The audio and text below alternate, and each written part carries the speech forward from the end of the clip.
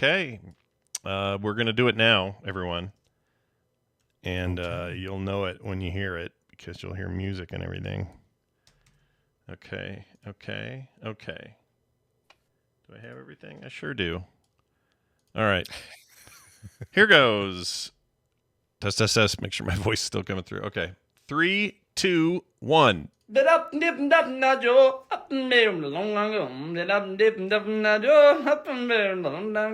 gonna make some hot dogs.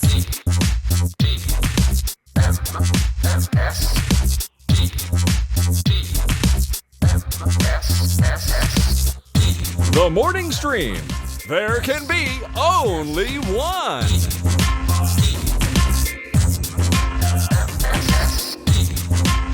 Good morning, everybody. Welcome to TMS. It is Monday, March 27th, 2023. I'm Scott Johnson. That's Brian Ibbett. Hi, Brian. Hello, Scott. Hello. Happy Monday to you. Thanks, man. We're almost done with this month. It's almost out.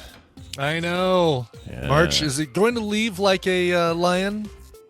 Come in like a lamb? Lamb? It comes in like a lamb, leaves like a lion, or vice versa. In like a lion, leaves like a lamb. Wait, I can't remember which way is it? Yeah, which way does it go? In like a lion, leaves like a lamb, I think. Is that what we want? Do we want a lamb at the end? Like, what do we want out of our transition? I want rain is what I want. I want some rain. Okay. Because, all right. Yeah. I kind of want a lion. Lions are cool. You know?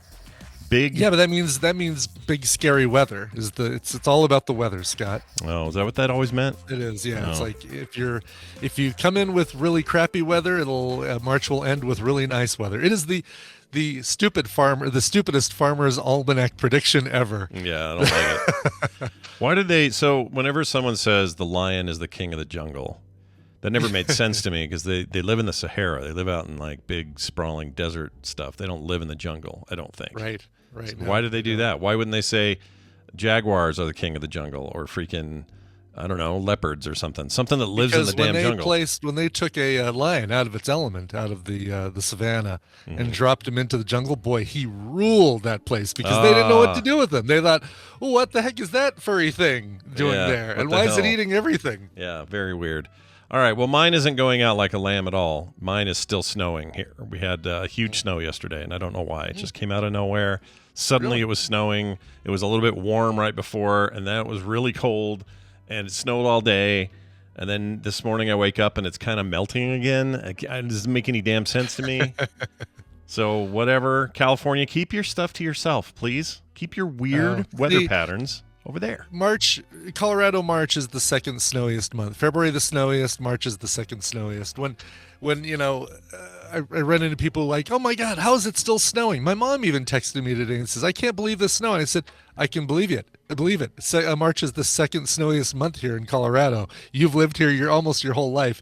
You should know that. Yeah. And then she stopped texting me. And that was the last Brian heard from his mom. That was the last that I heard from my mom. Yeah. She's done talking to me for now. Yeah, no more snarky son replies for her, I'll tell you what. Anyway, hey, welcome back, everybody. It's a Monday. That means that we have something to give away and start a new giveaway for. Stand back and check your personal belongings. It's time for the morning forum. That's right. The morning forum is happening right now, and we have a winner from last week's print sticker and Frog Pants pack, plus the Vegas drink coaster. I'm sending them one of those. Nice. And that last week's winner is Brian Belmore. I was so excited for a second. I thought for sure. Yeah, Damn it. I know, another chance to be the winning Brian, and you missed it. Didn't happen. Bryan in this case. But anyway, Brian. That Brian, he needs all the help he can get. His name is spelled that way. I know. He deserves all the prizes he can. Yeah. I'm glad you. Just kidding, Brian. Just kidding. We're glad you're winning, Mr. Belmore. But anyway, he won, and I'll be sending him an email shortly with his winnings. And congratulations there. I thought it'd be fun to take a quick look at the how the category turned out. It was best primetime animated series was our question. Sure. And the runaway winner at 35.3% of the vote, Futurama. Good Lord. Did real good. Good choice. Second, tied for second, The Simpsons and Bob's Burgers tied. So that's interesting. Okay. King of the Hill, way too low, 3.2%. I'm irritated with that. I don't like that. Family Guy beat King of the Hill. Are you kidding me? can't It be beats it doing in this that. house too. I like them both, but I do give the edge to Family Guy. Oh, I can't do it. I just can't let him have it. Really? Let's see. South Park only 2.3%. Why not, Scott? Why can't you let Family Guy have the win? I think you just demonstrated why. I can't stand Stewie. South Park losing to the Flintstones. Flintstones 2.8% versus 2.3 for South Park. Man. Anyway. Wow. Uh, People like what they like, and it's fine to like what you like. It's totally fine to like what you like. But here's the good news. You can win again this week, and this week's topic will be the best MCU movie, single movie in the MCU. We're not talking about like series or a series of sequels. It can be one of those sequels. It can be the original, but it's just a single movie. And that's it. Yeah, okay. All right, Scott. I don't know. I feel like an asterisk needs to be placed for Infinity War / Endgame, because that's 1 4-hour movie. Come on now. I mean, I prefer it that way, but I do too. I think they're going to have to obviously vote for it. released as 2 movies. Sure. Separated by we saw both of them for TMS Vegas. Isn't that cool? It is very cool. Both movies. That was great, except for the one place that had the blinking lights in front of everybody's those thing. freaking bright blue lights. I love the fact that it's like, oh, I need some more Coke. Yeah. Flip on the light and they come and bring you more Coke. But yeah, it was annoying. it's annoying for everybody who sits behind you with those damn blue lights. Yeah. There's gotta be a better way. There was better only position. the only people that enjoyed that were the ones that were right in front and nobody else's lights were in their way. Exactly. Yes. But anyway, you can go vote now. Now I put every single MCU film in here, except Really, for including- okay, except all right. except for Spider-Man stuff. So you can write those in. Okay. So you can write those in if you want, and they are technically the newer Spider-Mans are MCU. Yep. So if you want to include those, you certainly can, because there's an other option. But I put everything else that's just like mainline MCU, everything from Iron Man 1 all the way down to Black Widow, feel like- Shang-Chi, all that. Yeah. Yeah, I feel like you could have left out Thor: Dark World and Eternals, and just put in the Spider-Man movies. Like I mean, I could have, but they're technically MCU. So look, the deal is this. It's not like, there is no definitive winner. I mean, I have my favorite. I know you do as well. Sure. But what we're looking here for is just tons of you letting us know your takes so that then I can give you a prize. All I right? think my vote would be for the Italian film that came after Guardians of the Galaxy 2 called Ragnaro. Yeah, it's supposed to say Ragnarok. I have that one. Yeah, Up. Ragnaro. I'm not surprised. There's probably other typos because I was typing this really Endgame is fast. one word. Is Endgame one word? Where's Quantumania? It's not on there. Well, you have to write it in. You have to write it in. Thor? Or not Thor. Where's Black Panther Wakanda Forever? I got that. I just put it as Black Panther 2 right there. Oh, you did put it in there? Yeah. Oh, you do have it in there. Yeah. Okay. All right. Yeah. I got the Guardians 2. Incorrect title, by the way. What? Black Panther 2? Yeah, Black Panther 2. Well, yeah, but people know. Yeah. They know what I'm saying. Why did you put guys Winter Soldier and not Captain America 2? Because it's a pain in Or the ass to type Civil Captain America War, 2. Captain America 3. I'm typing the shortest answers possible. And Iron I Man trust still our works, audience by to the know way. what the hell they're clicking on. Anyway, Ragnaro is the only weird one in there. I promise that's Ragnarok. All right, everybody? Go check it out. This is where you go. frogpants.com/themorningstream. Sorry, the morning form. There's no stream. It's frogpants.com. We are the stream. Yeah, /the morning form. All right, there's a thing you can do it on mobile. You can do it on desktop. Doesn't matter. Go in there and let your voice be heard. Make sure you include your email. Well, you have to because it won't let you submit without it. But Yeah. I don't keep them for anything. They're just there to let you know if you won. So get in there and get in there. All right? I want to give shit away. Cool. So good luck to you. I held down Option Control Shift, and I'm able to select both Infinity War and Endgame. So Excellent. there's my submission right Excellent. Yeah, it's a hell of a combo. I'll give you that. Eternal's probably not going to get a lot of love in there, I don't think. No, I don't think so. I don't think a lot of people are going to pick that one. No. Actually, my pick might surprise you. Probably not, though. My pick probably won't surprise I'm guessing anybody. Guardians won. That's my guess for you. Oh, very close. Guardians 2. Oh. And only because of Mr. Blue Sky. The Mr. Blue Sky opening with Groot. My favorite 3 minutes of any MCU film ever. Of any of them. Oh, my gosh. Of any of them.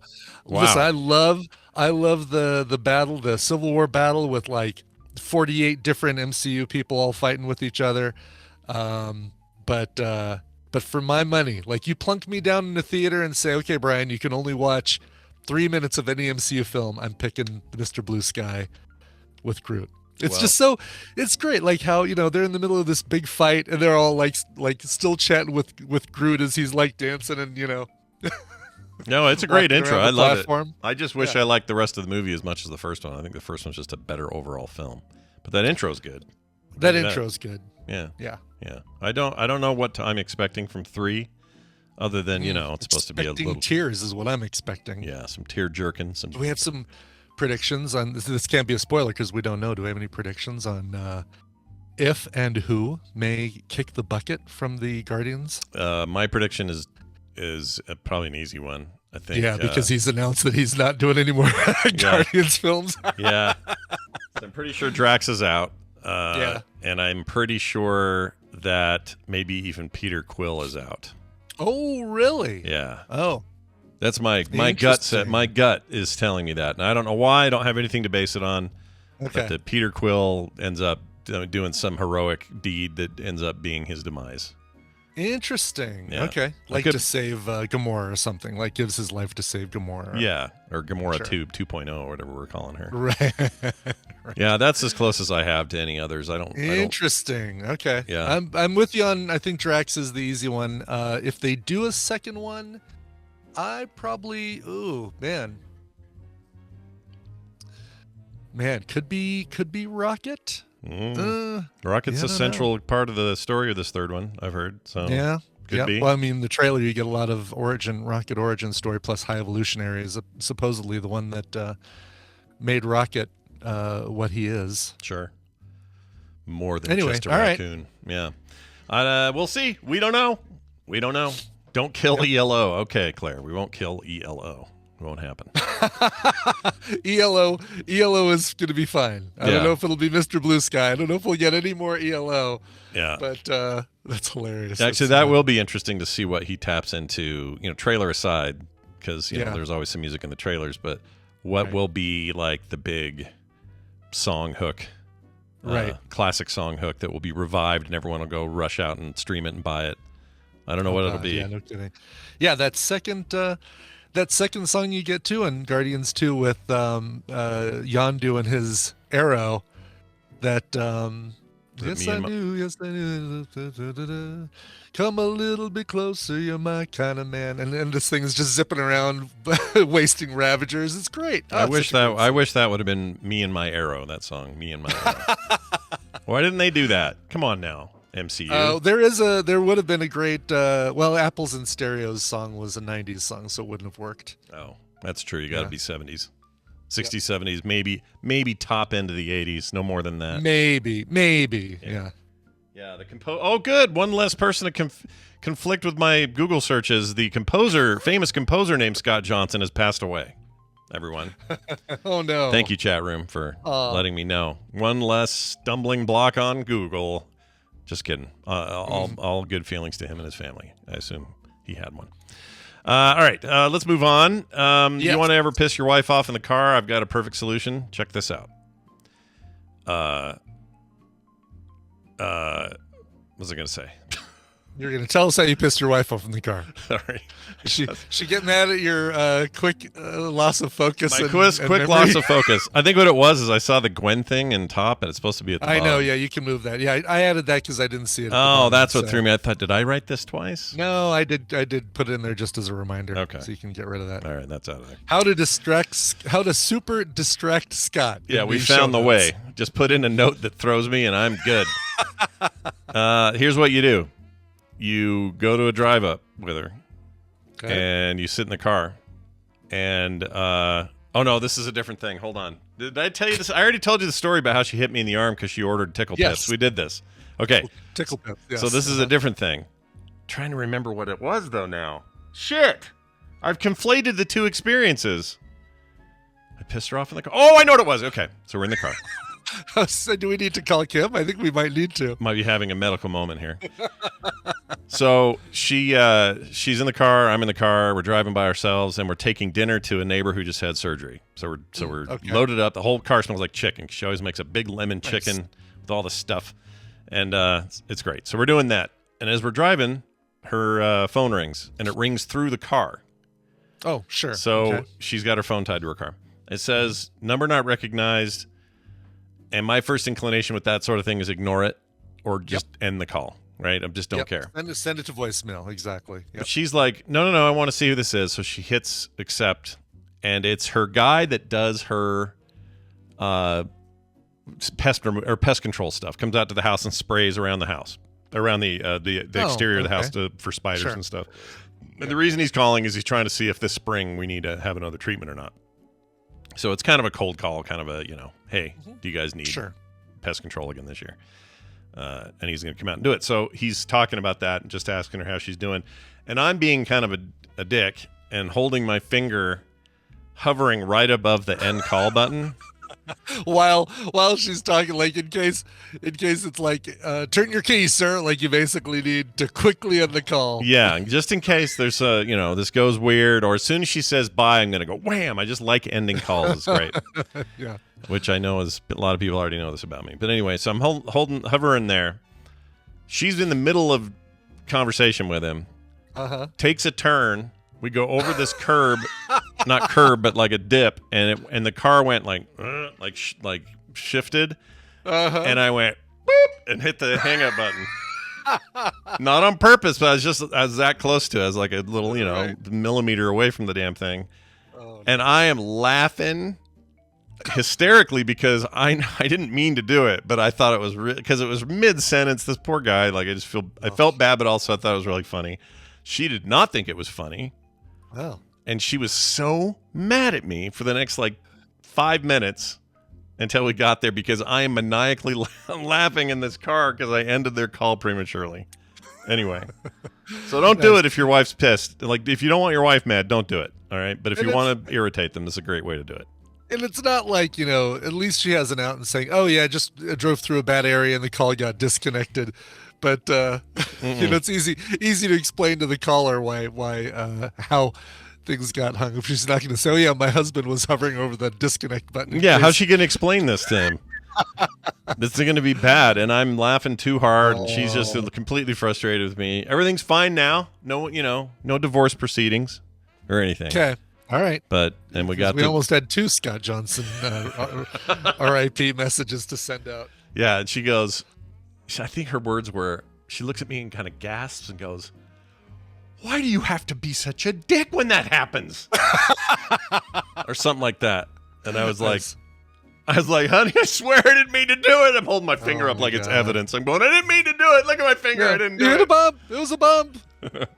Anyway, don't do that to your poor wife. Yeah. Okay. We're going to get Dunaway in. We're going to play a game. Yeah. Got games to get to, Scott. We have half an ass to expose. That's right. And we'll Only do half. That way we can still claim this is a PG-13 podcast. Yeah, which is important. We can't just, suddenly go hard. It's a little E explicit. Not a big capital E explicit. No. E explicit. Little tiny E. Yeah.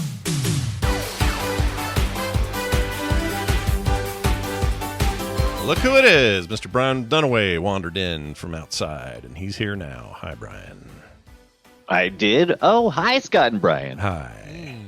Hey, you wore I a came coat in from out the there. outside. Hey, guess what I laughed really hard at this weekend? Guess what I laughed really hard at?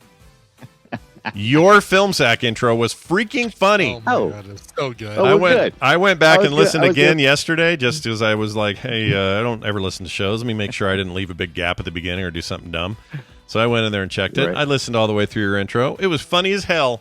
It was so good. It was so good. Yeah. Good. That's all I want. Yeah. It goes. If I can it make goes you so guys quickly laugh, too. That's all I want. Well, it goes by so quickly too that you're processing, your euphemisms for messing around with pussy galore in a barn. That's right. And before you can That's really right. fully process that, you've moved on to something else, and it's like, oh, hold on, slow down. So Yeah, it was great. Well, I started streamlining those things a couple years ago because yes, I do read the reviews from time to time, and just one person had had got under my skin.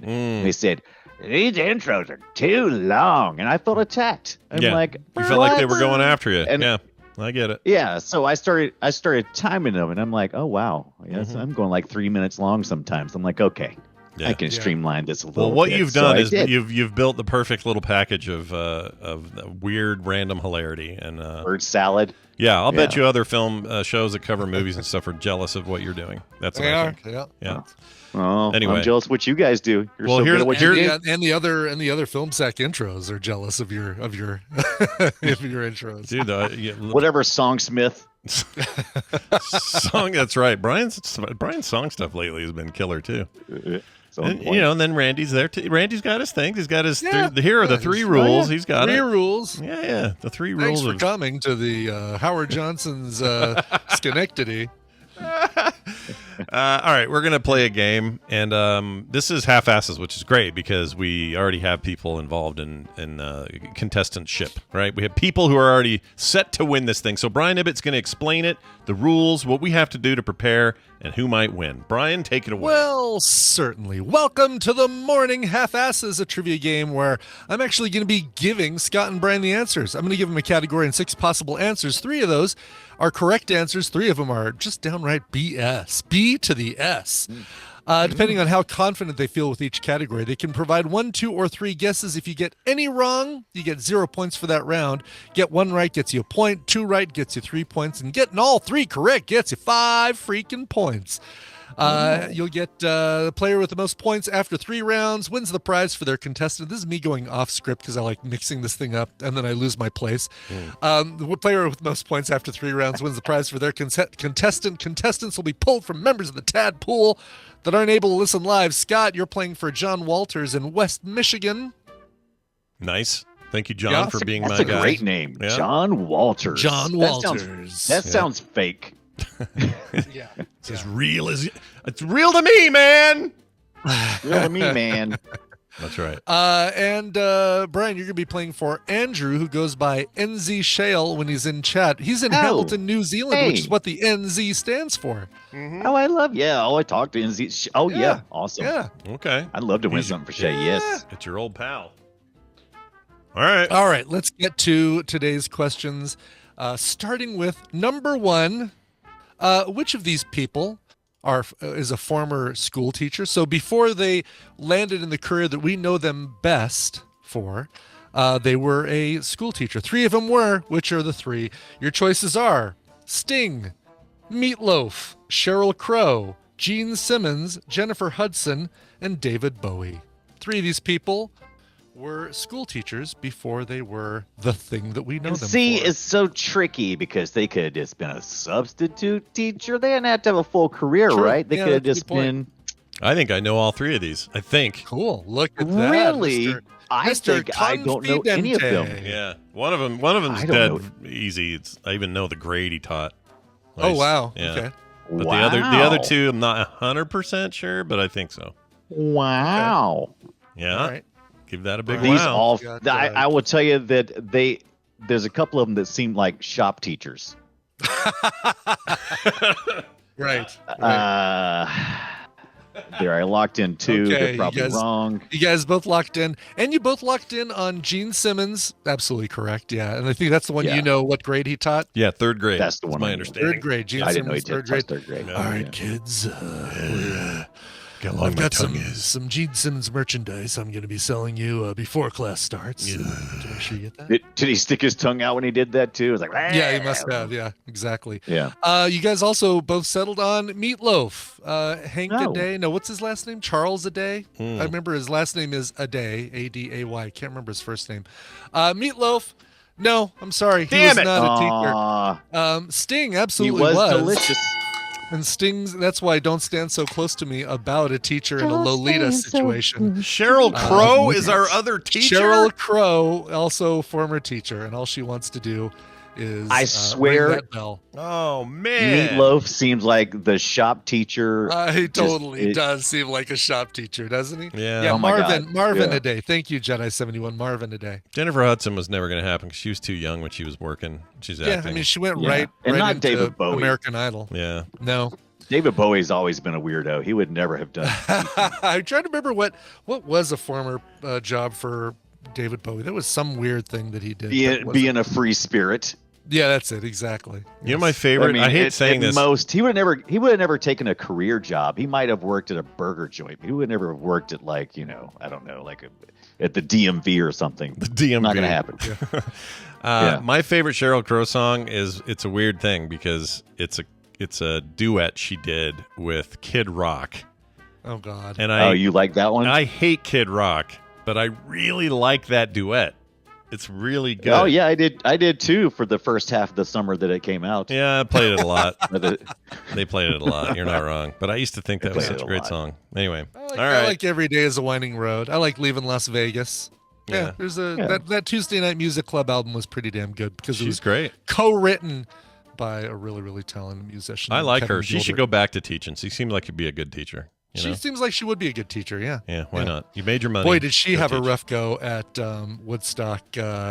Wasn't she one of the people performing at that Woodstock 99? Or am I thinking of? I know Jewel was. Maybe I'm thinking of Jewel. What's her name? Bitter Jagged Pill lady. Alanis Morissette, was she? Okay. I think her and Sheryl Crow were there, and I think they did. I know Jewel was for sure because they were yelling for Jewel to take off her top. That's right. But I think Sheryl Crow had a better go of it. I think. She was there. Yeah, I think all three. They may have been really early. They may have been the three women who performed. It might be. Yeah, exactly. Could have been. All right. Well, let's get to question number 2. Okay. You guys both like the comics. Yeah. The comics, and I know you guys both like the comic strips, like the old things you'd read in the back of the newspaper when you get the newspaper back in the day. Sure. Yeah, we used to hang them. We used to hang them on things, and it was like memes for today. It kind of was. Yep. Oh my God, it totally was. Like, definitely clip it out and put it on the refrigerator. This is so you. This is just so you. All right. Well, which of these words were coined in a comic strip? So the first appearance of these words was in a comic strip. Zap, worrywart, hanky-panky, jeep, blob, and jalopy. Oh my Lord. 3 of these are actual words that were coined in the world of comic strips. I'm going with these 3. All right, Scott's locked in. Brian's locked in. You guys all locked in on different ones. Like basically Blob is the only one that did not get selected by the two of you. And I'm happy to say Blob is not one that was coined in the comic strips. Thank the Lord. Jeep comes from Popeye. Popeye. Jeep the Jeep. Damn it. Jeep. Yep. Jeep the Jeep. Zap came from Buck Rogers. So wait a minute. Did the Jeep people make a car based on the Jeep? I don't know. Isn't that weird? Like, is that possible? That doesn't sound right to me, but all right. And I remember reading the trivia. Yeah. Worrywart. Okay. Worrywart is the third one. So those are your 3: Zap, Jeep, and Worrywart. Worrywart came from a comic strip called Out Our Way, and I don't know that. I'm not familiar with that one. I do know Popeye and Buck Rogers. If you flip mine vertically, I win. If you flip it, like physically. Too bad. That's physically go. Oh yeah, and I win. Darn. And I almost instituted a rule where if you get the wrong answers, we call it. We call it the flip it or the Uno. Yeah. It's like no, we're gonna reverse it. Yep. I need someone to get into that Jeep question though. Chat. Somebody find that out. I'm very curious about it. Jeeps came from GP, general purpose. So it was like Jeep. Oh, okay.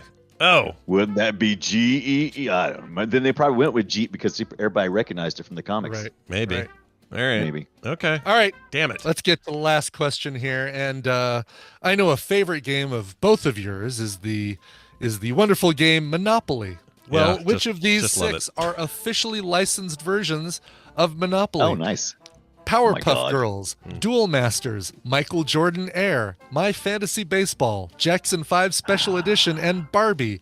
3 of these are actual Monopoly games you can buy. God, that's so infuriating because there's like a million Monopoly. So oh my God. There so are, and many. I double checked because obviously the game that I pull these questions from was produced in like 2014. I did go through and make sure that the 3 that are not are still not.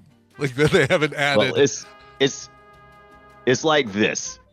Monopoly is a licensing whore. They'll list to anybody. Just here, you want it? Take it. Yeah, Right, they all do exactly. it. There's a million of them, but none of these. That's what's funny is all of these are a little obscure. Obviously, 3 of them are right, but yeah, man, I'm going all in because I have no choice. I'm hedging my bets. Ooh, look at all right, good boy. You guys again both settled in on Powerpuff Girls. Yeah. Yes, there is a Powerpuff Girls Monopoly game. Okay. You guys also both settled in on Barbie.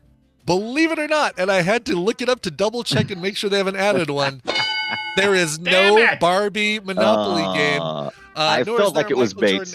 Your 3 are Powerpuff Girls, Duel Masters, and My Fantasy Baseball. What's Duel Masters? What even is that? Isn't that like Yu-Gi-Oh? It's it's kind of like that. Oh, it's one of those things. Offshoot of Yu-Gi-Oh, or like a similar game to Yu-Gi-Oh. Oh, okay. I could see that. That's no good. That's no good for me, but it's good for Brian. It's good for Brian. But if you could flip it, if you could flip them. If you could just flip it. If you flip it. Yeah. September says that she has one of these. Which one do you have? September, do you have the Powerpuff Girls one or the Duel Masters one? Yeah. She's gonna let us know. Yeah, Duel Masters. Yeah, I don't know why. I always thought Duel Masters was a Yu-Gi-Oh thing, but it is a whole separate. Okay, but Duel Masters is it is part of the Yu-Gi-Oh. Okay. Yeah, is it? But yeah. Okay, because it says board game based on the manga anime or maybe trading card game. I don't know. It doesn't say anything about some of the Yu-Gi-Oh. Didn't say anything about Yu-Gi-Oh. So I can't don't read know the tiny lettering above Duel Masters, but man, does it look like? Oh, September has the Powerpuff Girls one. That's awesome. Okay, so separate. It is separate from Yu-Gi-Oh. Oh, it's Wizards of the Coast does this. Okay, interesting. Okay, Wizards has their own anime-based or not anime, manga-based thing. I didn't know that either. Boy, we're learning all kinds of things today. No kidding. Wow. All right. Well, your guy won. Very cool. Yeah, congratulations going out to Brian, and also Andrew in Hamilton, New Zealand. Andrew, you're getting a copy of Shady Part of Me and Other Side with a C, like as if it's a drink. Like, oh, could you pass me a glass of Other Side, please? But don't worry, John, in West Michigan, you're getting a copy of Thronebreaker, The Witcher Tales. It's extremely good, that game, so he is not losing today. I love Scott, how he does this every time. No, it's true. No matter I'm telling what you. the other game is. I haven't played Shady Part of Me. Your game is the best. Those top 2, I haven't played, but I have played Thronebreaker, so I can only speak for it. But it is very, very good, especially if you like the Witcher world, but want to do something a little different in the Witcher world. It's great. It's very, very good. Cool. Awesome. Well, congratulations to all of you. Congratulations. You're a winner. Even Dunaway. Hey, Dunaway, speaking of which, you and I, we do this show called Play Retro, and it's moved nights. It's now Wednesdays at the same time as usual, so 3:30 Mountain Time on Wednesdays. And this week we're going to be doing that again. Tell people what we're looking forward to this week. Yeah, we're heading back to 1982 and heading to the moon for a little moon patrol. Parallax gaming at its best. Yeah. Jump, fire. You already made a 3D print of the moon patrol buggy, didn't you? I did. Yeah, it was pretty cool. I printed. Man, that thing is sharp though. I print out on the filament printer, and man, it's like almost cut my hands a couple of times. I'm like, time to resin print. Yeah, those can get really really sharp. I watched something pretty sharp, something pretty crazy. I watched a guy. I have this full video somewhere. I have to link it. Carter sent it to me. But this guy took a full Mountain Dew or Sprite bottle, so like a liter plastic bottle, and then he cleaned it all up, took all the residue from the sticker off of it, all that stuff. And then he built a homemade little extractor that like peeled it out in strips, did it automatically. Oh yes. And then he fed it into this thing, which melted it down into a pliable stuff, so he could pull it into filament rolls. And then he printed a Raspberry Pi case out of the same shit. Oh, that's cool. So I've seen the things that let you strip, like take a 2-liter bottle and turn it into one long strip of ribbon, but. That's really cool. It was cool. We'll have to find the video again. I forget who sent it to us. I've seen it too. But you'll have to see it because it's crazy. The setup is just enormous. I'm like, dude, just buy some filament. I'm like, okay. Well, you're not wrong. I think he was just trying to point out that, hey, there is a way. If you can, yeah. Can you do it? Yes, you can. Yeah. Should you do it? Yeah. Is it practical? No. Yeah. Anyway, well done. So that'll be Wednesday. Check that out. We'll see you on Wednesday anyway, so we can talk about this again. But Brian Dunaway, have a fantastic rest of your day. Oh. And tomorrow No, also. you. No, you. Yeah. Okay. He's done. All right. Well done, everybody. Nice. That was a lot of fun, as it Yeah. always is. Love having him on. Love giving away stuff. And for sure. Faux show. And by the way, this is a quick note. When you guys hear us do this on the show and we give away game codes, it's because a whole bunch of you are like, you have an account on itch.io, or you do something over on GOG, or whatever your reason for having a bunch of codes are. Usually it's what do they call it over there? What are they called? What's the name of the site where you go and you sign Humble it? Bundle? Humble. There you go. If you got a Humble Bundle thing where we have like the subscription, sometimes you get codes you don't want or need. If that sounds like you and you need a place to send them so that we can find happy homes for them, consider us a clearinghouse for your codes and send them to us. themorningstream@gmail.com, or if you find us on Discord or wherever you see us, me or Brian, doesn't matter. Let us know. We'll stick it in the tab, and you too can be a giver of codes. And we will thank you on the show, like I should have done with Wesley, who sent us the games that we gave away today. Oh, very nice. Wesley, always a giver of codes. That guy. He's a great giver of codes. He's the great giver, as we call him. I was trying to think of another, like a more familiar term. The great giver. The great giver. What does he give? Yes. Well, he gives codes. All right. He gives codes. Oh, Claire, you don't like the Welsh? What's going on with the Welsh? You don't like the Welsh? Wesley. Oh, Wesley. All right. Time for us to not play anything. We're going to do the news. Here you go.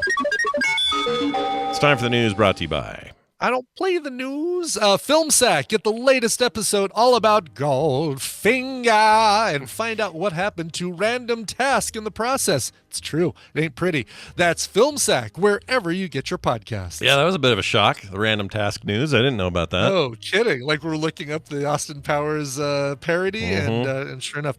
By the way, I forgot to ask you, do you still have the Humble Bundle? I have that, yeah. Audio clip? Somewhere. Let's see if I can find it real quick, because this is always worth playing. The French developer. Humble Bundle. Here it is. Here he is. Oh, that guy's great. He's so great. It just sounds like somebody making fun of the way somebody else talks. Yeah, it doesn't feel like he feels like he meant to do it, but nope, that's just his talking voice.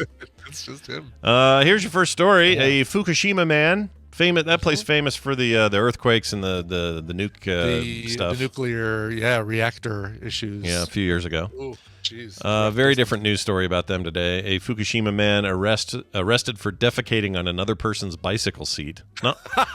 Not while they were using it, by the way. So this would have been if that would have been real trouble. You'll go to jail for a long time if the guy's actually riding the bike. Usually, sometimes you go up those hills and you're really straining hard to go up, and it's very easy to defecate on your own bicycle seat. That's right. But at least that's not illegal. This guy. Okay, so here's the problem. It says the problem with using bicycles as a common form of transportation is they often are parked outside and open to the environment, accidents, or even theft. These are risks everybody's aware of and takes into consideration anytime a bike is left unattended. What took place on December 15th last year, however, is quite possibly the last thing anyone would expect to happen to their bicycle. At 7:30 a.m. on the day in question, a teenager. You just can't trust him. You can't trust him. Teens, it's probably a TikTok teen doing it for the lulz. That's right. He approached her bicycle, which was parked outside a station in Soma City, Fukushima Prefecture. However, sitting atop the seat was a human turd. Dude. Yep. She immediately notified the police, and the investigation was launched. As a result, 28-year-old man who lives in the neighborhood was arrested on suspicion of vandalism. Suspect is accused of defecating on the bike seat somewhere between 5 p.m. on December 14th and 7:30 a.m. the following day, when the victim left her bike in the parking area. I can't believe this made international news. I don't know why. I know. Yeah, it's great. It seems nuts to me. It says, although details surrounding the incident are few and far between, the police were specific that the seat had been defecated upon, rather than the feces having been placed or smeared in another way. Let's just think of the logistics, right? Like you want to poop on a bicycle seat. If it's a tall bike, if it's not like a dirt bike that you can just stand over, feet fully on the ground, then you've basically got to balance on the pedals and somehow pull your pants down over the bar. Like I was just trying to think about how, if I were told that I had to defecate on a bike seat, They're logistical questions they don't answer for sure. I guess you could probably lower the bike, but then you'd get it. It might roll off the side. It's got to be straight up. I agree. It's weird. I kind of want. Yeah. I don't want it, but I kind of want footage. Yeah. Like I don't really want it. At the very least, I want that South Korean company to create a 3D animated CGI movie of how this was accomplished. I love those. Those are always so good. I thought it was Taiwanese. No, is it Korean? Taiwanese. You're definitely right. Those are so great. Why did those stop? Are we done with those?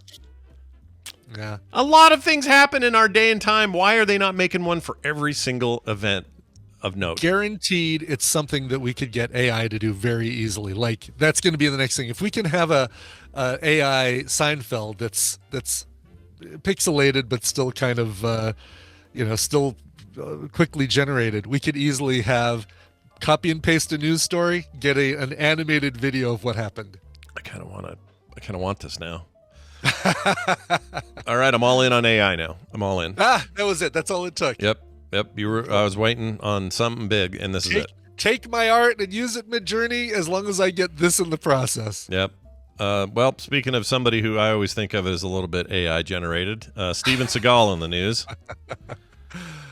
He's launched an Aikido center to train Russians for military service. You know, he's now a Russian citizen. Yes, he's all in on the Russian. That's the AI, by the way. He's AI all in. All maybe in. Action imbecile. Yeah. That's his other AI. Steven Seagal. Action imbecile. Action imbecile. Another idiot. That works too. Or idiot. Yeah. Or another idiot. Yeah, perfect. It says here, Steven Seagal launched this all-Russian Aikido center in Moscow that he claims and others say will be primarily used to prepare young Russians for army service. I've seen this dude, do this stuff, and it all looks really ridiculous to me. So unless I need an expert in Aikido to pipe in and tell me where we're at with Steven Seagal's actual skills, because what I watch does not look like that all looks faked and dumb to me. Yeah, guaranteed. And I haven't seen the video, but I guarantee he's funding the center. He backed it financially and will not be teaching at the center. Sure feels like it. He might be there day one for some sort of photo op, and that's about it. Right, exactly. Take a picture with me and Vladimir Putin. Yeah. It says he was present at the inauguration ceremony at the Russian capital on Monday, where he cut the ribbon. Who's not wearing the ribbon? Sorry, I just saw that episode. Okay. He says, I'm very glad to be able to represent the center today, and that Aikido will develop here, he says. He serves as the head instructor of the Russian Aikido Federation. Oh, look at that. Wow, I'm sure of which there are 2 members. Yeah. He says, these arts can make the world a better place. Whatever. Do we have any photos of, I know he adores Putin. Do we have any photos, like little buddy hover hands arm photos of the two of them? Well, I know there's this shot of them at the inauguration. They're in the same room, but I don't know if they're anywhere they're kind of buddy like that. We need. I want to see if there's one like that, because it's got to be the most awkward photo ever. Do you think they hang out in other contexts, like, come over this weekend kind of stuff? Oh, there's a handshake photo that Captain Kipper found. That's not bad. Let's take a look here. Oh yeah, that's not bad. Yeah. That looks pretty good. That looks like.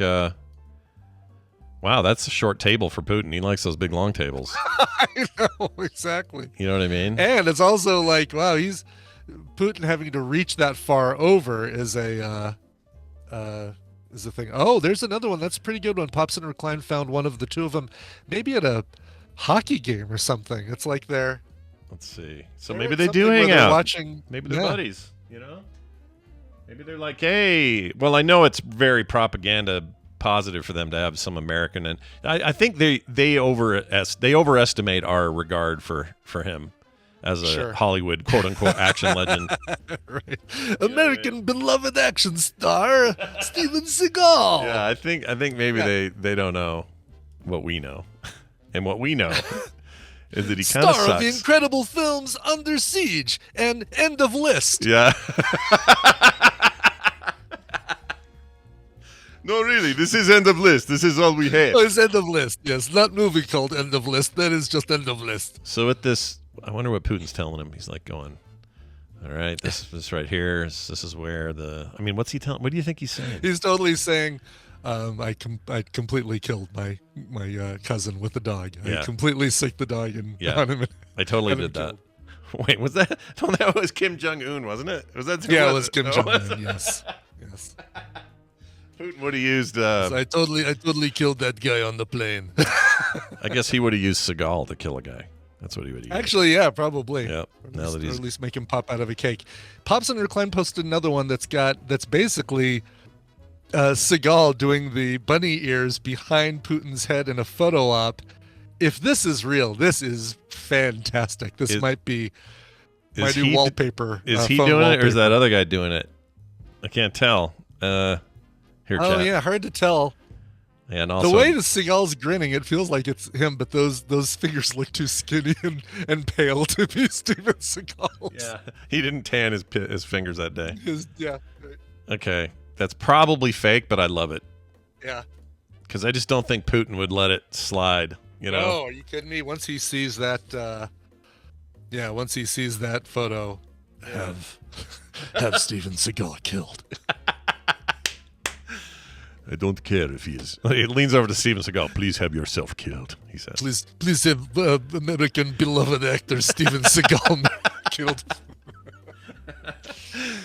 Honestly, I feel like they think they got like Tom Cruise, or they got like, they got somebody who, somebody who we actually give a crap Right, about over here, exactly. or Yes. we'll pay money to see in movies. And no, you didn't get him. You got the guy that can't run normal. That's who you got. That's right. He's beloved on Rotten Tomatoes, but not so much in theaters. No, sir. All right, that'll do it for today's news. That's all the news that was worthy. We're going to take a break. When we come back, we'll have Steven Schleicher here. We're also going to have Gwen of Phoenix Pearl Tea fame join us. Talk about this month's tea, and I also have some questions about tea. Speaking of lions and lambs and what time of year it is, I got questions. Oh, I like it. I can't wait to hear. Yeah, but I need music before we can do that. So what do you got? Yeah, it's I know we've got a brand new album by Lana Del Rey that just came out, and folks like Olivia Rodrigo and Adele and Taylor Swift keep giving us great music to listen to. How about something kind of along those lines, but a little bit less well known? Even though she is wrapping up a sold-out nationwide tour with Nessa Barrett, Isabel La Rosa has just released a brand new EP called "You Fear the God That Loves You." Oh my Lord! Wow. This is the viral track "More Than Friends," which just dropped this last Friday. She wrapped up that tour this last Saturday night at the Hollywood Palladium in Los Angeles. This is a great song. I'm totally digging it, and I like the rest of the EP too. But this is the standout track for me, so I'm happy to play it. Here is the song "More Than Friends" by Isabel La Rosa.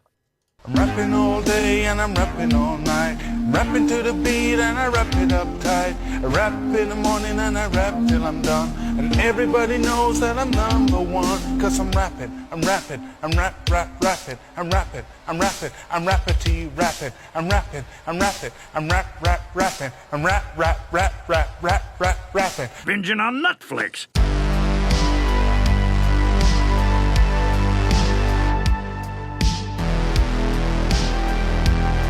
The Morning Stream. Shoot a nuke down a bug hole. You got a lot of dead bugs.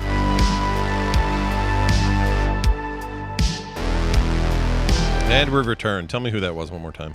Yeah, that was Isabel La Rosa and a song called More Than Friends from a brand new EP that just came out this last week called You Fear the God That Loves You. You do. You do. That's a very cool name. It is. That album title or EP title, You Fear the God That Loves You. Yeah, which I think is, well, I don't know. I don't want to get into religion here, but I think that is kind of the idea, right? God fearing and all that. Yeah, if you don't fear your the God that you believe in, you're doing it wrong, or your God is doing it wrong. I guess so. Or at least that's how they keep people in line, is by telling them that. You need to. Two things you need to fear are the God that loves you and the Reaper. And the Reaper. Out. Always, Sorry, Blue Oyster Cult. Always fear the Reaper. You are supposed to fear the Reaper. Yeah, do fear the Reaper is what the original lyric fear the is. Reaper. Yeah, that's what I say. Here's this. Check this out. And now welcome Stephen to the show. He's a huge freaking nerd. Dollar bills, y'all. Yeah, it's Steven Schleicher, everybody. You know him, you love him, and he's here talking about major spoiler stuff and other cool things. Hi, Steven. Welcome back. Hello, Scott. Hello, Brian. Hello. Hi. Did we have you last week? I can't remember. Did we have you? We did last week. Okay. Yes. I always feel like I don't have enough of you on the show. I know. And it's usually because there's like a week or two where you couldn't, and then it just kind of carries over and feels weird. Sick kids or days off or whatever. Yeah. Well, it's good to have you here. It happens. Steven, of course, purveyor of all things major spoilers. They talk about pop culture, comics, movies, and all kinds of cool stuff. And today you're going to make some recommendations based on a little video game I've been playing. Yeah, for those of you who haven't been watching the Frog Pants channel over there on YouTube, Scott has been playing that Diablo 4 beta. Looks a little bit too scary for me, so I thought, how about talk about some scary comics or some horror comics that people might want to check out? I've got 5 of them. Okay. Some people may have heard these. One of them is brand new. It doesn't come out until June. It's called Haunt You Till the End from Image Comics. And this is described as the day after tomorrow meets the haunting of Hill House, where you have a tech billionaire, a Catholic priest, a military contractor turned explorer, and others who are proving that there is life after death. But things are going to get a little scary in that one. Ooh, all right. I'm in. Yeah. Are there anybody working on it that I'm familiar with? Like, I don't know. Andrea Muti is the artist, and she's really good. I know her stuff. I'm not super familiar with Ryan Caddy's writing, but I'm sure I've seen it in places.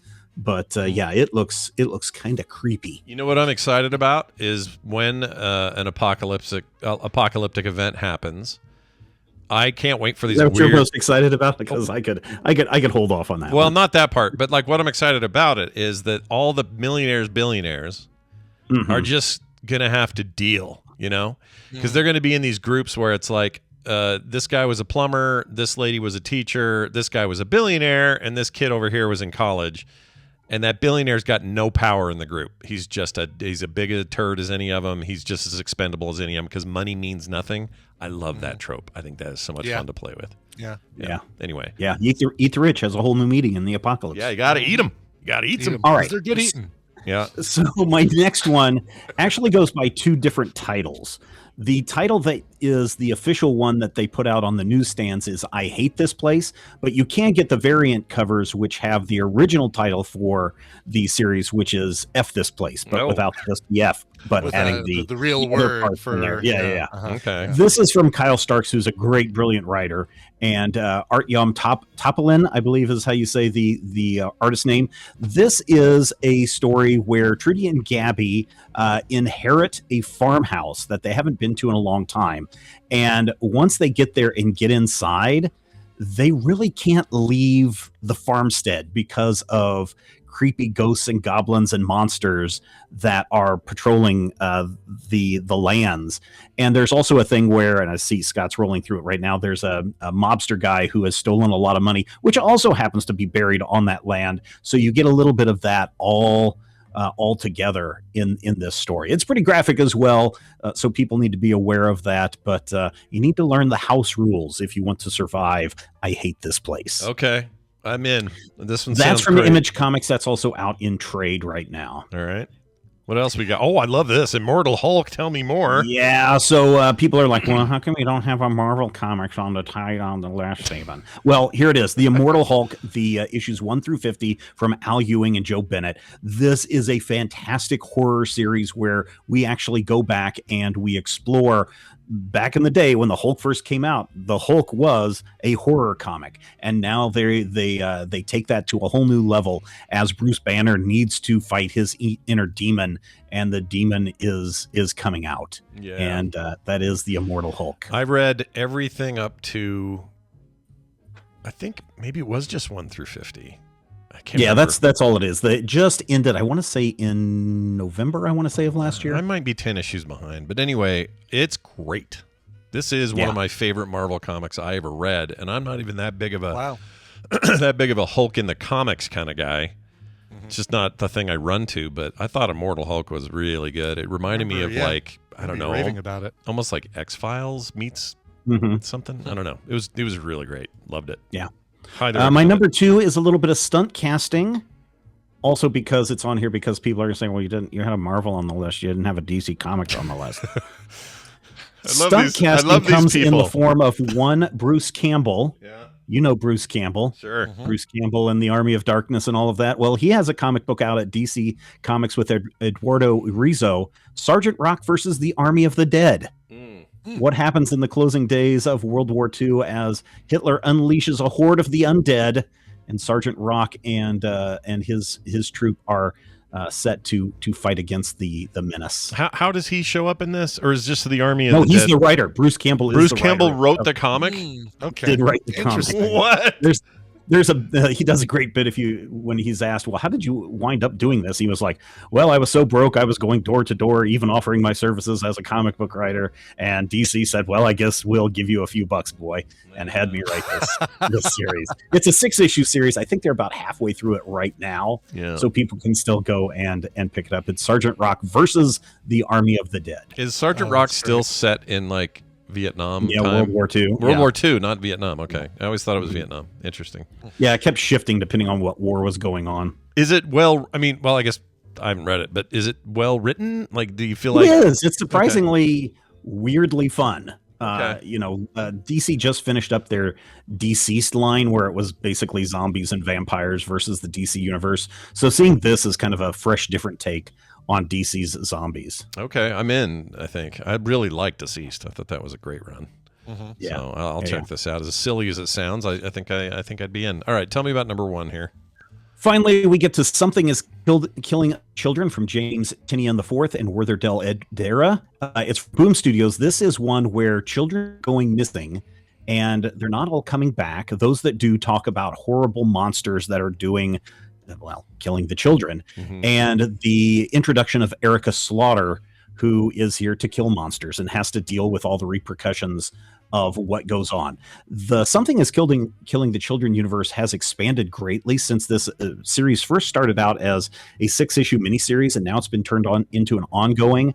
And the whole Slaughter heritage and their line of monster killers has its own comic book series, and they've spun out, I think, one more. I think there's 3 different ongoing titles in the Something is Killing the Children universe. But if you want to see people killing monsters and it getting a little bloody, then you don't have to look at Diablo 4, Scott. You can go look at Something. I can go look at this. Oh, all right, awesome. This looks great. Holy crap, the art's awesome. I like this. I didn't know this was a thing. I like Boom Studios. Why not? Yep. Why not read this? I always say. Yeah, it seems like every publisher is doing something with horror these days and adding more horror titles to their offerings.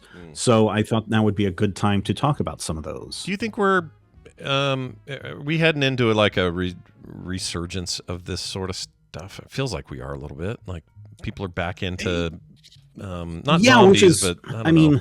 Yes, I think we are heading back into an age of horror and more risque comics and those kinds of things, which is also kind of an indicator of what may be coming next. What has it been, like 10 years now since the Comic Code Authority shut down, which was, the industry regulating itself to make sure that the government didn't step in and censor them. But now we're seeing a huge resurgence of people banning books and calling for, pearl clutching and something must be done to protect the children type of stuff. So I think the more comic books that get pushed into this direction, I think they're going to become a target in maybe the near future. Yeah, maybe. That's what I was thinking, is like all this talk about, what's that Florida, I was reading yesterday that Florida principal quit over some parents demanding that the statue of David be censored at the school because they think it's pornographic or whatever. Oh, jeez. And and don't hopefully they've never read the Bible, because whoo boy, the stuff in that. yeah, there's some things that, well, here in Utah, famously, there's a case going on right now where a parent is demanding schools take Bibles off the shelves for that reason. Obviously they're playing this. They're playing this a little bit, but I'm all for them playing it because I think, fair play. Turnabout is fair play here. Yeah. So go for it. But yeah, I don't like any of it. But I also think there's a creative, I think what happens sometimes when society has some moments of like, depression's not the word, but just kind of like something happens in a big collective way. In this case, the pandemic. In the past, it's been other things. But those things tend to spawn a certain creative push in certain areas, and it doesn't surprise me that these creatives want to deal with things like the unseen monsters and apocalyptic scenarios, and I just think we're going to get a ton of that moving forward. Oh yeah, I mean, we could just do a whole 5 comics just on the apocalypse. There's a new one that's out called Teenage Wasteland, which is pretty interesting. It's post-apocalyptic love romance, Romeo Juliet thing. There's a couple of other ones. There's, what is it? I just saw one cross the desk here the other day that we posted. Savage. It's from Dark Horse. I want to say it's Savage Squad 6, which is, a military group having to go out into the apocalypse and survive and take down bad guys and that kind of stuff. So there is all sorts of that stuff that's also coming out. Even that 8 billion genies thing is really basically that idea. The popularity of Last of Us on HBO is an indicator of this sort of thing. So I think we're heading into a new creative zone. And some people are going to hear this and go, I don't want any more of that. I get it. This is just how we do it. This is the pattern we do. So yeah, and here's the thing: if you don't want horror comics, then you can go read, silly comics. There's plenty of that stuff out there, and if that's still too much for you, go read some Archie comics. That's probably some silly comics. Yeah, you have a section called silly comics at your comic book shop. Yes, maybe. I mean, they probably should. I like it. All right, well, there you go, everybody. If you're in the mood, these all sound like a good way to get some brood on your mood, if you know what I'm saying. Hey, that's great. Steven Schleicher, as always, majorspoilers.com is the place to be and go. Tell people about what's going on over there. Anything with the shows or anything you want to mention? Yeah, if you like this top 5 list, we have a show called Top 5, where every week, either a group of us or Dan Patrice sits down and we either share random top 5 things. Like a few weeks ago, we did one top 5 drinks was the list. Or Dan, when he comes on, he'll talk about like top 5 games. Last week, he did the top 5 games from 2013 that you should check out. So the Top 5 podcast, go check that out on all fine podcast feeds. What won the best drink out of the top 5? Water, because you have to stay hydrated. Oh my gosh, that was perfect. Holy crap. Walked right into that too. I didn't know he was going to get where I was headed, but he totally got it. That's fantastic. Done, yeah. I was thinking it was going to be like, Coke or Pepsi or who knows. But wow. Freaking genius over there. Yes. That's Steven Schleicher. He is the top 5 right there. Truly. All 5 slots. Truly. Steven Schleicher. That's right.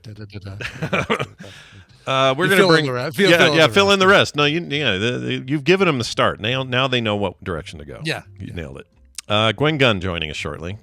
If we can get her to pop in, there we go. And I don't have an intro for her, so I'm just going to play. I don't know. How about this one? Here you go.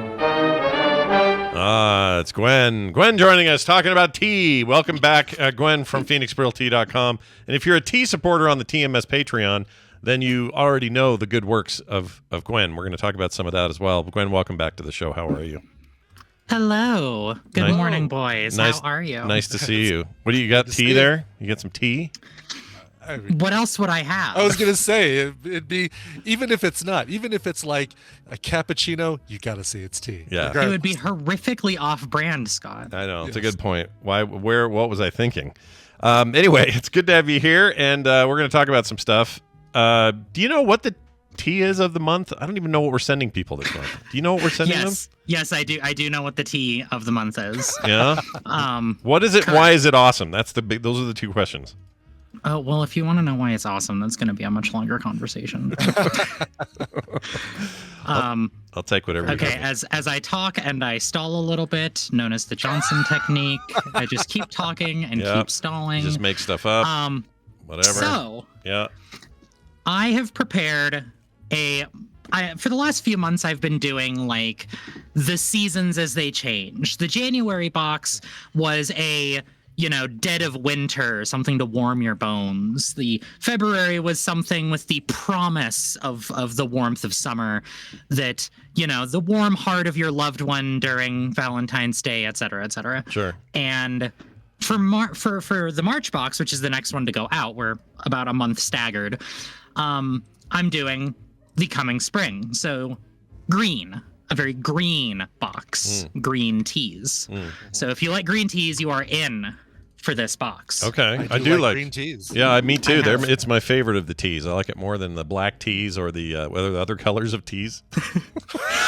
Yeah, how many can you name, Scott? I can name black, green, and that's it. That's what I got. Well, white is the other color. Is you'll there be a able to white get. tea? I didn't know that. There is a white, yes.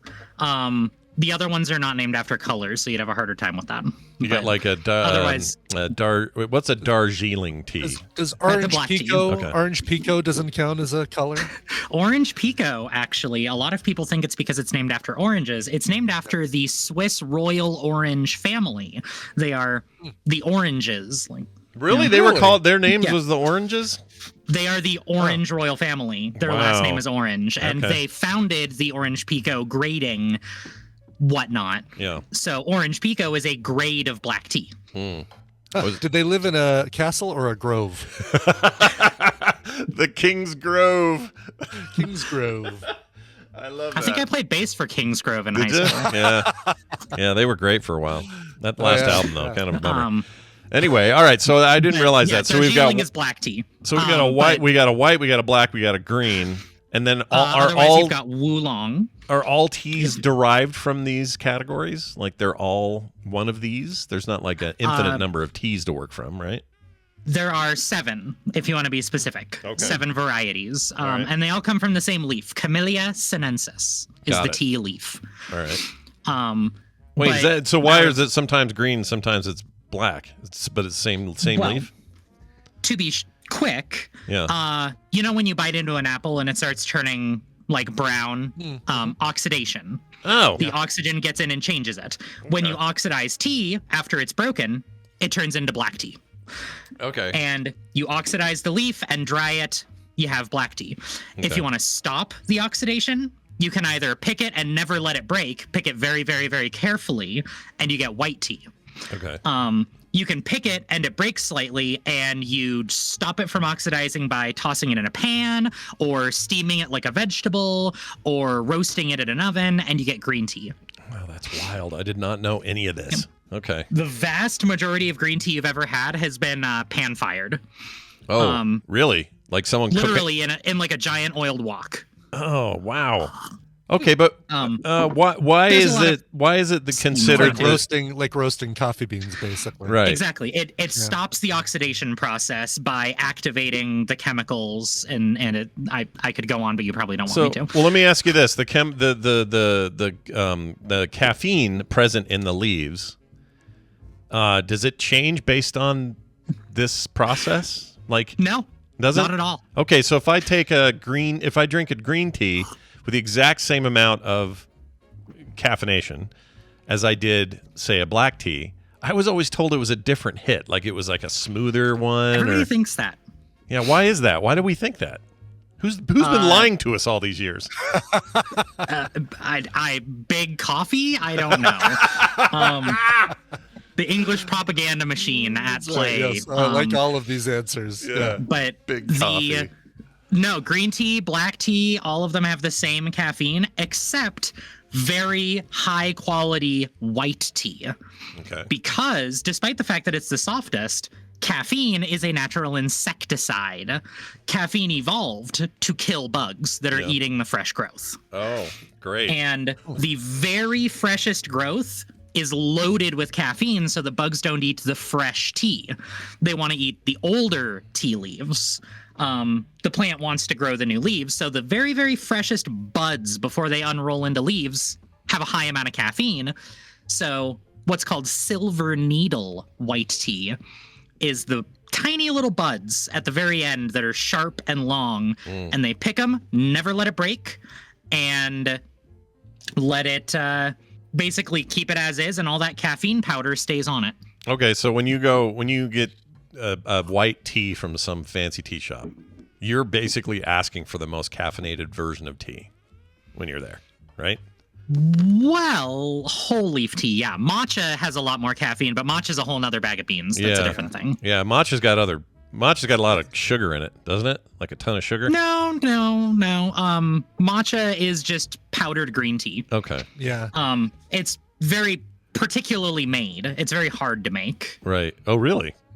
I didn't know that. I assumed you see matcha all over the place. I figured that was like super. I guess someone automates it, but Matcha's primo.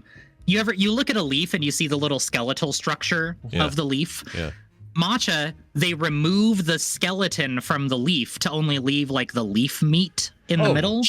Weird. And run it through a stone mill to grind the leaves without the stem, without any of the veins, and to get the finest possible powder. And that's how you get matcha. And it has way more caffeine because you're drinking the whole ass leaf rather than just an infusion of the leaf. It would be equivalent to drinking a cup of tea and then eating the leaves afterwards. Oh. It feels like that's, you know, tell me that doesn't have to be done by hand, like pulling the skeletal structure out of each leaf. Yeah, that I'll seems be honest, I insane. don't know how they do that these days. Yeah, probably robots. We got robots now, right? Probably. Yeah, Probably robots. Probably a They tea can do robot. There's anything. many tea robots out there. Yeah, you Probably get one like a for whole leaves. warehouse full of tea robots, and they just go stamp, stamp, stamp, and one of them goes, Trobots is what they're called. You have not properly removed the skeletal structure of the leaf, and then they discontinue that one and bring in another robot. That's how you get it They done. don't sound like that. They sound like, time for tea removal. Happy fun time. Yay! Those are the ones that freak me out the most. Yeah, that's the ones, yeah. Interesting. We have these kettles that keep the tea at the right temperature at the tea shop, to keep it at 175 or 195. 175 is for green tea. You want it cooler. And literally, when they're done heating the water, they sing you a little song. I love that. I think more of our devices need to have like a Japanese, share and enjoy. I know that's Hitchhiker's Guide, but that kind of thing. Sure. Done when they're done making rice or tea. I agree. Our my dryer does it. Why not have everything? Have every appliance do it, right? I want my meat. Well, I want that. What's that meat thing we use? The thing where you put your meat in there in a bag and it's sous vide. Sous vide. I can't think of words today. No, but by golly, why did I help so quickly? I don't know. You gotta let me go down a path first.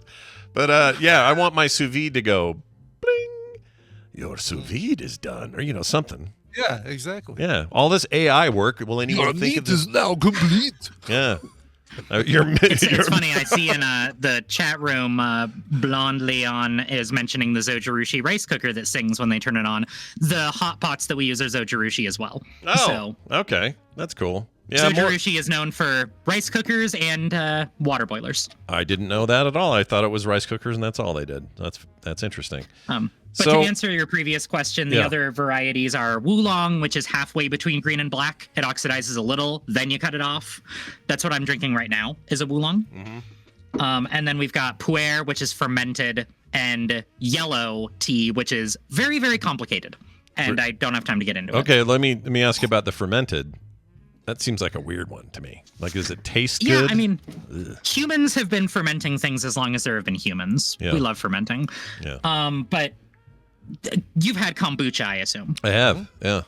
Kombucha is fermented tea liquid. Yeah. Like, they make tea and then introduce a bacterial culture and ferment it. Oh, I didn't know that. I didn't know that was tea in that, because there's all leaves and chunks of stuff and berries and shit in there, or whatever's in there.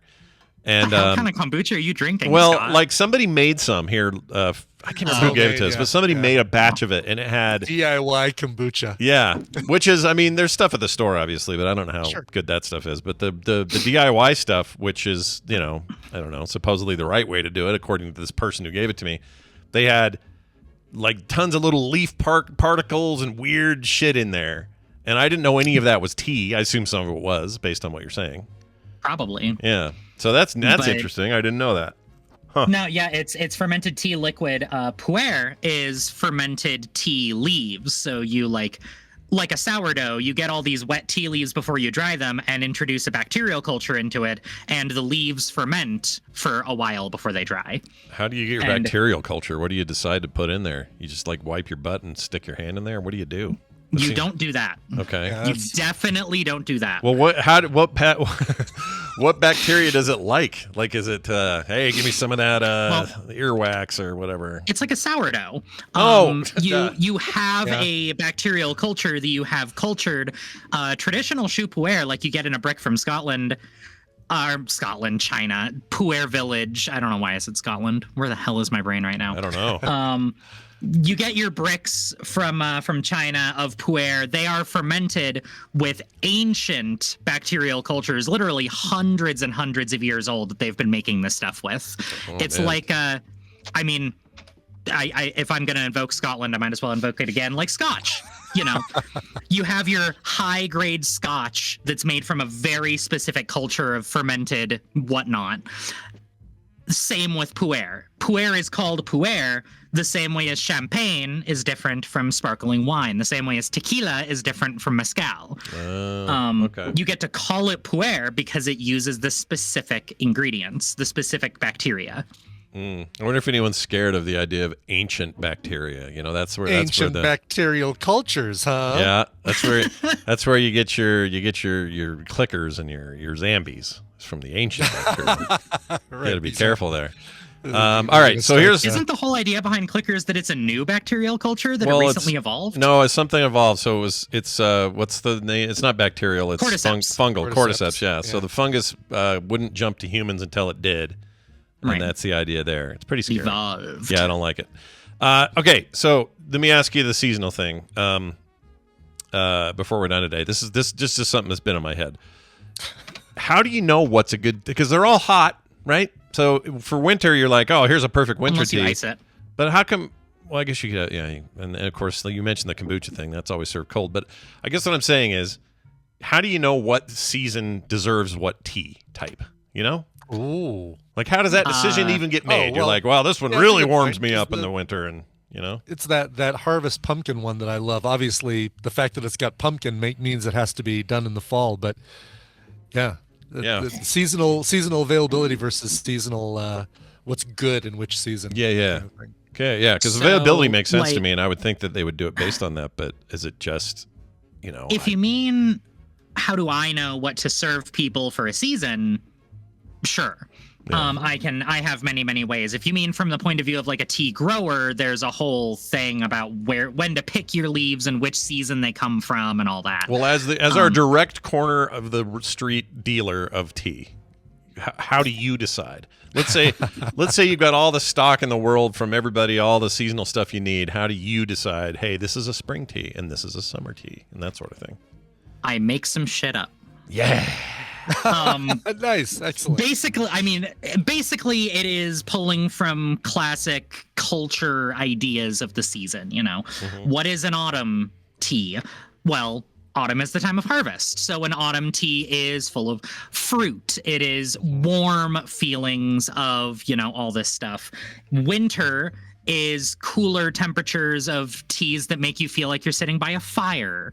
You know, summer is, you know, cooler flavors that want to relax you and cool you down. Flavors like, you know, cucumber and melon and that kind of stuff. So Brian was dead on with the whole pumpkin thing fitting well into the fall thing, because pumpkins fit into the fall and we think of it as a harvest and fall time. And Yeah. so it's all all right. human psychology. So it's Okay. yeah. I mean, it's availability. I guess, and of course, it would stem from availability. That's what I was thinking. Is like, all right, beyond the availability, but it is that availability that makes us always connect that time of year with that flavor. Yeah. Yes. So Okay. makes sense. I mean, we've come a long way in the modern era, but like grow cultures of like grow cycles of the harvest are still very present. Like you don't want to pick up asparagus every single day of the year because it's not going to be as good for 9 months of the year than it is for the 3 months it's actually in harvest. Yeah. So Like yesterday, You we can saw get Kim and I were some from the shopping. Kim and I were shopping on Saturday, and we saw a bunch of watermelons at this grocery store.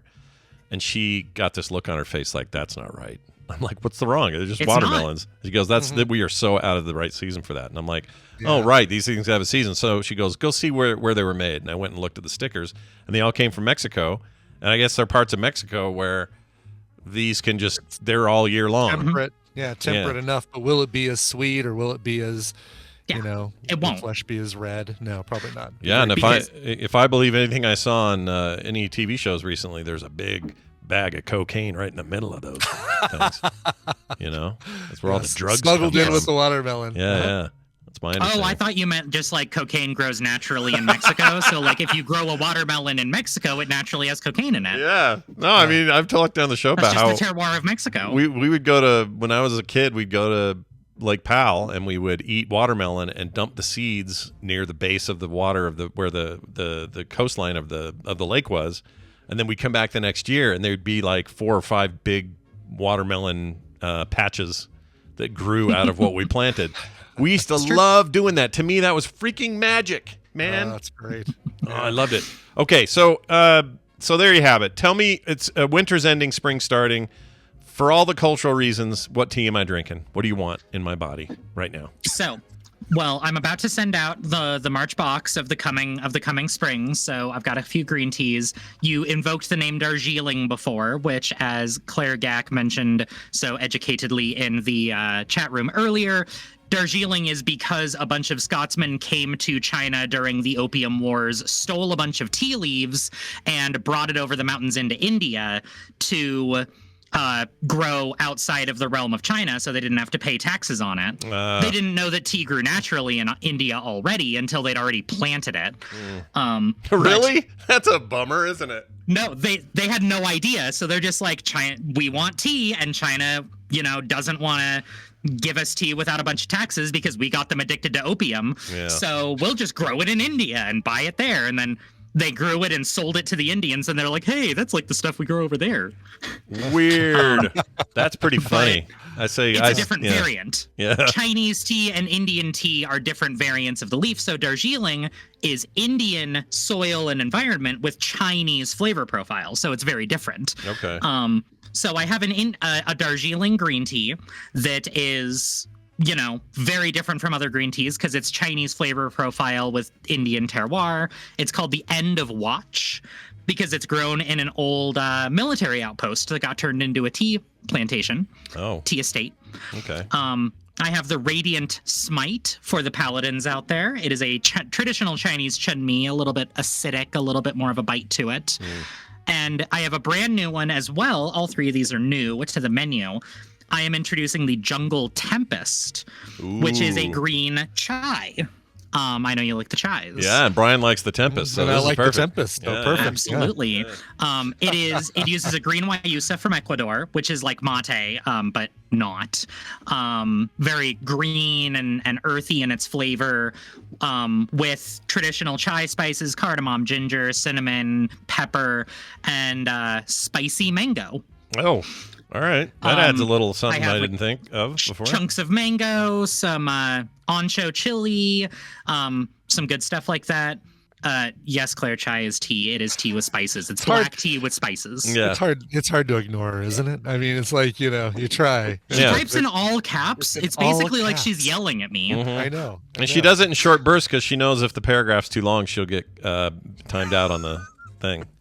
So she's doing it in short words. Oh, exactly. Yes. Yeah, which fills up more of the screen, which means half the screen's going to be Claire's responses in all caps, which is fantastic. So get down on this. It's a green chai. It's cooler than typical chais because most of them are black tea and they're warmer. This one's cooler spices. It has a little bit of peppermint, a little bit of lemongrass, a cooler, lighter flavor with spicy mango. All right. Well, and I just sent you both a huge box of my different chais, so you know how varied and lovely my chais are. Oh yeah, they are way more varied than and after this conversation about how many, the 7 types of basic tea, it makes a lot more sense now why all these combinations are happening. I get it now. Mm-hmm. I feel like I've been educated today, and I didn't know that was going to happen when I started the show today. One last point of education. Yeah. Chai is the Hindi word for tea. Oh, take that. So when you say chai tea, you're saying tea. What if I was saying, okay, hold on. What if I said, Carrie Chai likes chai tea? What am I saying? Am I saying Carrie T likes tea? Yeah, basically. It's masala chai. So masala is spice, chai is tea. Starbucks thought masala chai was too long. They dropped the masala part, kept the chai part, but didn't know that chai meant tea. That's Starbucks did that? Starbucks ruins everything again. Oh my Lord, I didn't know they did that. All right, well. Yeah, Starbucks brought chai to America. Yeah, it did. Jerks. Well, there you have it. If you want to join the level that has tea stuff, you go to our Patreon, patreon.com/TMS, and look around. Look at the different options. One of them has a tea option. and you can have some of this greatness sent straight to your door by becoming Get down a on the patron. TMS. That's right, man. That's going to do it for us. Hey, Gwen, thanks much for hanging out with us. We really appreciate it. Absolutely. Please visit Phoenix Pearl Tea. phoenixpearltea.com. I am the only one. So buying my tea directly supports me. It's not supporting a big chain. It's me. Help Gwen today. Buy her tea. Do it now. Go to phoenixpearltea.com. All right? We'll see you later. Now, let's test this and make sure it doesn't hang up on us. Nope, we're good. We're good. They fixed it. Whatever it was, it's fixed. I'm gonna no longer bring it up unless it crashes out, and then we'll deal with it. You know? And I don't think Carrie uses the last name Chai anymore. So no, you're right about that. And nor should she, knowing what we know about that last name. Nor should she. Like, get rid of that last name. Don't have that. All right, quick reminder. The show tomorrow will start a half an hour later than usual. And the reason is Bobby's guest hosting, but he has to fly tomorrow morning. And so he'll be a little late, just getting back from his training. So he's in his flight thing, and he'll be back. And Brian will be back Wednesday from Vegas. That's right. An episode live from Vegas. A month early, I'm just going to camp out in Vegas and hold tables at restaurants for everybody so that in April, you guys will all show up then, and I'll have all your tables ready. That'd be great. I love this idea. Your beard will be out of control. Right, exactly. You'll be all stinky. No, I'm holding on to these tables. No, that was mine too. I love it. I love this idea. What's funny is, because of the lateness, I'll actually have landed in Vegas before you start TMS tomorrow. Oh, before I start it. Oh. I land at 8:25 local Vegas time. Oh. So. I was thinking you were host for the whole morning, and there was just like, well, I'll live with this half hour later thing. You and I could have done that. No, I mean, I'll be, walking through the airport, getting a ride to downtown. It won't be, it's not like it would be something I could do. It'd have to be like a couple hours later, but yeah. Right, exactly. I won't even have a room. I'm going to be basically, be homeless. Yeah. Homeless in Vegas.